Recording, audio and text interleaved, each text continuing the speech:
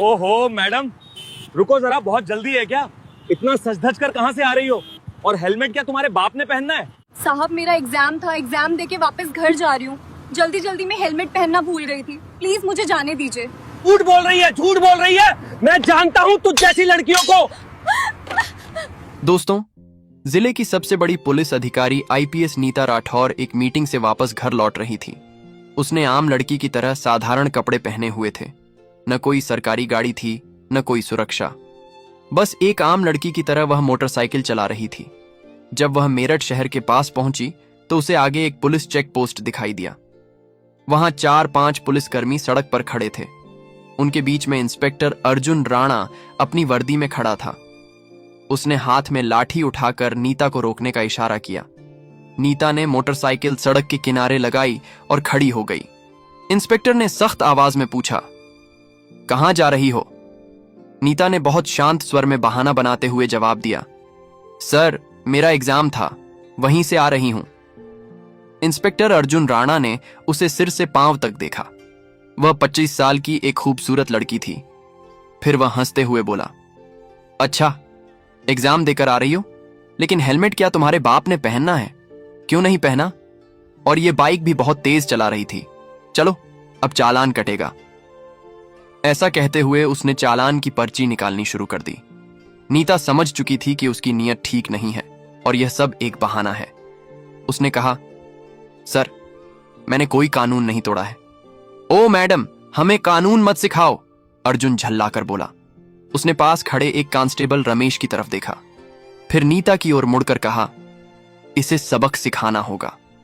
अचानक इंस्पेक्टर ने जोर से एक थप्पड़ मारा नीता के गाल पर। बहुत सवाल कर रही है, जब पुलिस कुछ कहे तो चुपचाप मान लेना चाहिए। नीता का सिर एक पल के लिए घूम गया, लेकिन उसने खुद को संभाल लिया। उसकी आंखों में गुस्सा साफ झलक रहा था। इंस्पेक्टर हंसते हुए बोला, अब भी इसकी आंखों में घमंड है। ऐसे कितनों को ठीक कर चुका हूं, इसे अच्छी तरह से सबक सिखाना होगा। एक कांस्टेबल आगे आया और बोला, सर इसे थाने ले चलते हैं, वहीं इसका इलाज होगा, तब समझेगी कि पुलिस से कैसे बात की जाती है। फिर एक और कांस्टेबल ने नीता का हाथ पकड़कर खींचते हुए कहा, चलो गाड़ी में बैठो। नीता ने झटके से अपना हाथ छुड़ाया और गुस्से में बोली, हाथ लगाने की कोशिश मत करना, वरना अंजाम अच्छा नहीं होगा। इंस्पेक्टर और भड़क गया। उसने एक और कांस्टेबल से कहा, देखो इसका घमंड। कांस्टेबल सुरेश आगे बढ़ा। नीता का बाल पकड़कर उसे खींचने लगा। नीता दर्द से कराह उठी। फिर भी उसने अब तक अपनी असली पहचान नहीं बताई थी। वह देखना चाहती थी कि यह लोग कितनी नीचता तक जा सकते हैं। इसी बीच एक पुलिसकर्मी ने गुस्से में उसकी बाइक पर लाठी मार दी और ऊंची आवाज में बोला, बड़ी आई साधु बनने वाली, अब तुझे खिलौना बनाकर खेलेंगे। नीता राठौर अब अच्छे से समझ चुकी थी कि उसके साथ क्या होने वाला है और ये लोग कितना नीचे गिर सकते हैं।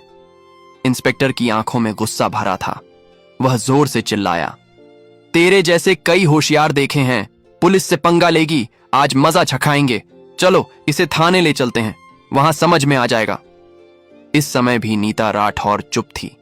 उसने अब भी अपनी पहचान उजागर करने की कोई कोशिश नहीं की।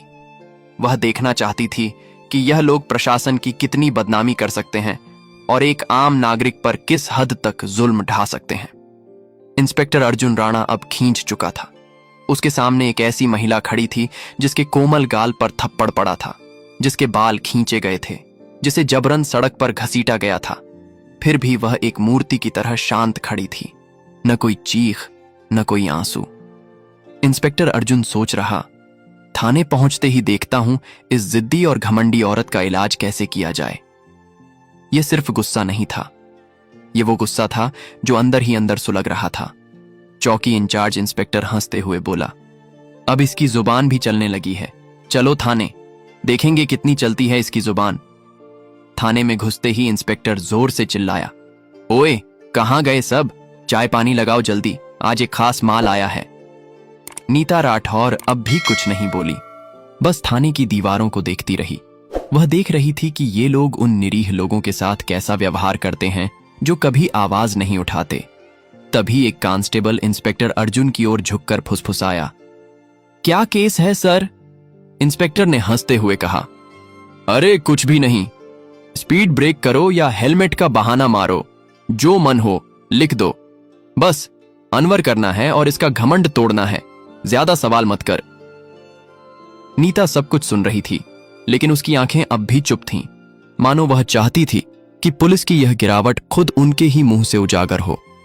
इंस्पेक्टर कुर्सी पर बैठा, हाथ में पेन लिया और टेबल पर घुमाने लगा। फिर नीता की ओर देखकर पूछा, नाम क्या है, कहां रहती है, किसकी बेटी है? नीता चुप रही। फिर इंस्पेक्टर बोला, सुनाई नहीं देता, नाम क्या है तेरा?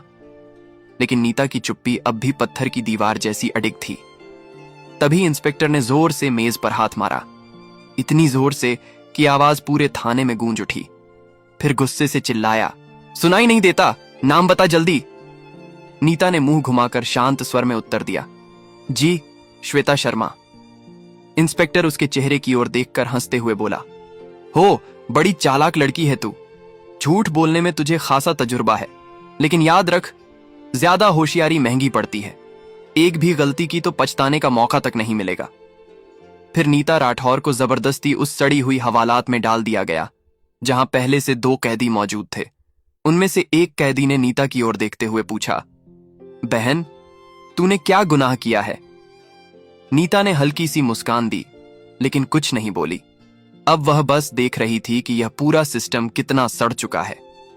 अगर एक आईपीएस को बिना वजह अंदर किया जा सकता है, तो आम आदमी की हालत तो सोच पाना भी मुश्किल है। अब वह उस कोठरी के कोने में बैठी थी, सब कुछ देख रही थी, सुन रही थी और हर एक हरकत को समझ रही थी। उधर इंस्पेक्टर अर्जुन राणा एक झूठी रिपोर्ट बना रहा था। उसने आदेश दिया, इसके ऊपर चोरी और ब्लैकमेलिंग का केस ठोक दो, और फाइल पर हाथ मारते हुए बोला, चलो जल्दी। एक कांस्टेबल हिचकते हुए पूछा, लेकिन सर बिना सबूत? अर्जुन हंसते हुए बोला, इस थाने में सबूत लाए नहीं जाते, बनाए जाते हैं। कुछ देर बाद एक कांस्टेबल कोठरी में आया और नीता के कंधे पर जोर से हाथ मारा। तभी इंस्पेक्टर अर्जुन राणा ने भी हाथ उठाया ही था कि तभी दरवाजे पर एक भारी कड़क आवाज गूंजी, रुको। सभी लोग घूमकर दरवाजे की ओर देखने लगे। वहां सीनियर इंस्पेक्टर अजय वर्मा खड़ा था। उसकी छवि बाकी अफसरों से कुछ बेहतर मानी जाती थी। वह अंदर झांका और महिला की हालत देखकर उसके माथे पर बल पड़ गया। उसने सख्त स्वर में पूछा, यह सब क्या हो रहा है? अर्जुन हंसते हुए बोला, कुछ नहीं सर, एक सड़क की औरत ज्यादा अकड़ दिखा रही थी, सबक सिखा रहा हूं। अजय ने नीता को ध्यान से देखा। उसका व्यवहार किसी आम महिला जैसा नहीं लग रहा था। उसने पूछा, इसका अपराध क्या है? अर्जुन थोड़ा घबरा गया और बोला, अब सर चेकिंग में बदतमीजी कर रही थी। अब अजय को शक होने लगा। उसने नीता से सीधे पूछा, तुम्हारा नाम क्या है? नीता फिर भी चुप रही। अर्जुन हंसते हुए बोला, देखिए सर, नाम भी नहीं बता रही है। अब अजय पूरी तरह सतर्क हो गया। उसने सख्त आदेश दिया, इसे अलग कोठरी में रखो, अकेले। अर्जुन चौंक गया। लेकिन सर, अजय ने कठोरता से कहा, मैं खुद इसके पास रहूंगा। उसके आदेश पर नीता को एक और अलग कोठरी में ले जाकर बंद किया गया। वह कोठरी पहले वाली से भी ज्यादा बदबूदार और अंधेरी थी। नीता ने चारों ओर नजर दौड़ाई। एक कोने में एक टूटी हुई मेज पड़ी थी और पास ही एक जंग लगी लोहे की छड़। अब वह इस सड़े गले सिस्टम का असली चेहरा और भी करीब से देख रही थी। हर एक पल उसकी आंखें यह समझ रही थीं कि कानून अब सिर्फ फाइलों तक सीमित रह गया है।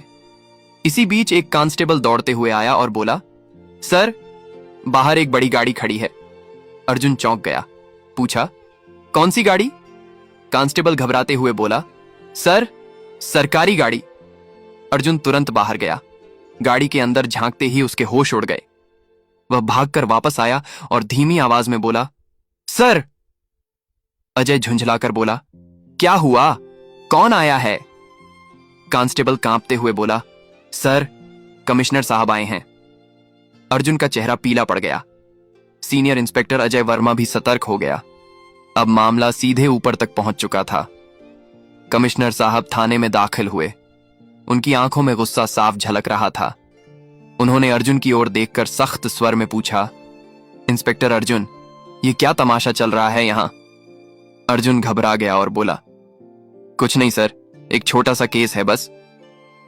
कमिश्नर साहब ने टेबल से फाइल उठाई और ध्यान से पढ़ने लगे। उनके माथे पर शिकन आ गई। फिर वह कोठरी की तरफ झांके और बोले, ये कौन है? अर्जुन तुरंत बोला, सर, इस महिला पर 420 और धोखाधड़ी का केस है। कमिश्नर ने सीधा सवाल किया, तुम्हारे पास सबूत है? फिर दोबारा बोले, कोई भी सबूत है तुम्हारे पास? अब अर्जुन पूरी तरह फंस चुका था।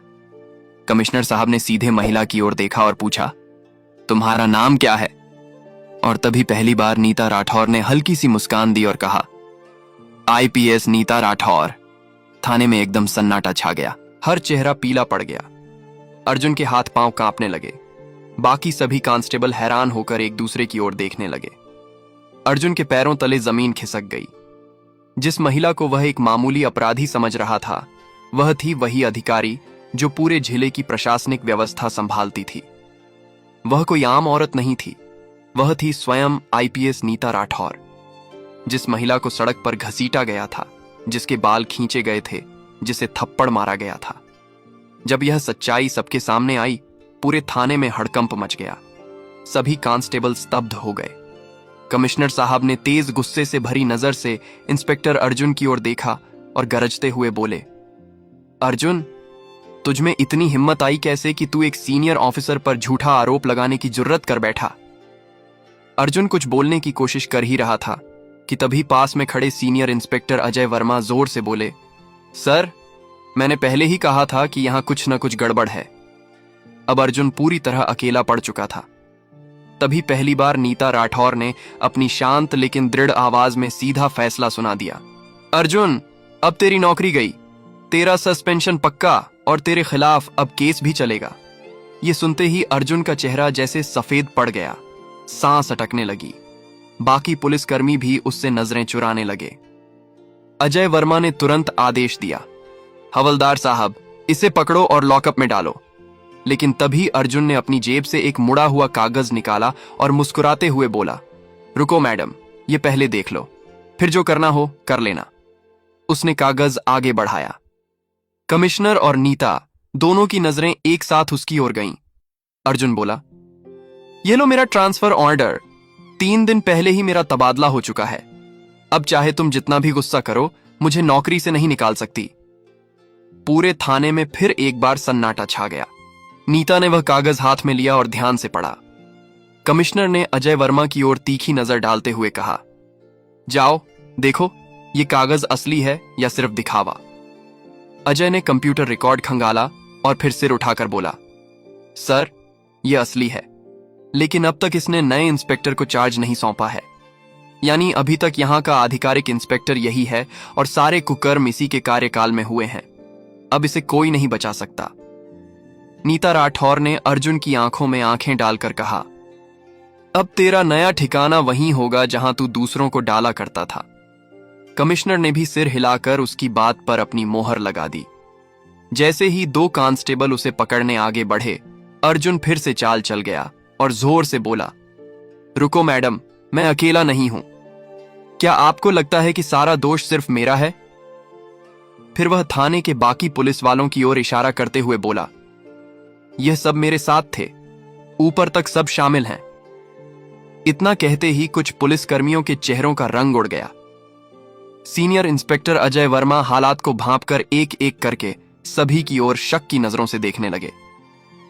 नीता राठौर ने शांत लेकिन दृढ़ स्वर में कमिश्नर की ओर देखते हुए कहा, अब इस पूरे थाने को साफ करना होगा, कोई नहीं बचेगा।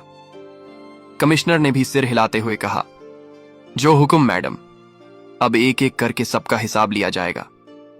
यह बात मुंह से निकलते ही थाने के भीतर बिजली सी गिर गई। थाने के बाहर कुछ पत्रकार पहले से खड़े थे।